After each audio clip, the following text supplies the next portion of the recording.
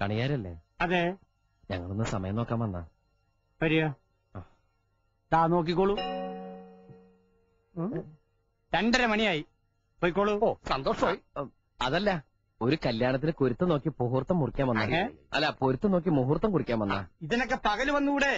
സന്ധ്യ കഴിഞ്ഞാൽ ഇതൊന്നും നോക്കാൻ പാടില്ല. ചെറുക്കന് മിഡ് നൈറ്റിലാണ് സെറ്റപ്പ് ആയത്. നാളെ ഏർലി മോർണിംഗിൽ വെഡിങ് നടത്തണം. എല്ലാം ചടപടേന്നായിരുന്നു. എന്താന്ന്? നമ്മൾ ബ്രാഹ്മണന്മാരാണെന്ന് വിചാരിച്ചോട്ടെ.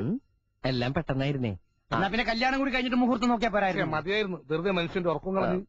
കണിയാൻ സാറോ അങ്ങനെ പറയരുത്. വിവരങ്ങളൊക്കെ ഇത് പറയും.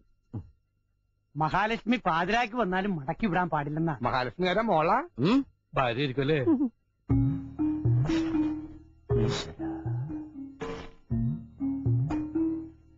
ജാതകങ്ങൾ തമ്മിൽ ചേർച്ചക്കുറവുണ്ട്. 10-7 പൊരുത്തമുണ്ട്. പക്ഷേ ഒരു കുഴപ്പം കാണുന്നുണ്ടല്ലോ. ഇന്നത്തെ കാലത്ത് അതൊക്കെ നോക്കുമെന്നറിയില്ല. ആ കൈ ഇങ്ങോട്ട് നീട്ടിയേ, അങ്ങോട്ട് പിടിക്കുക. ഇപ്പൊ എല്ലാം ശരിയായില്ലേ? ഉഷ്ണം ഉഷ്ണേന ശാന്തികൃഷ്ണ എന്നാണല്ലോ ചൊല്ലേ.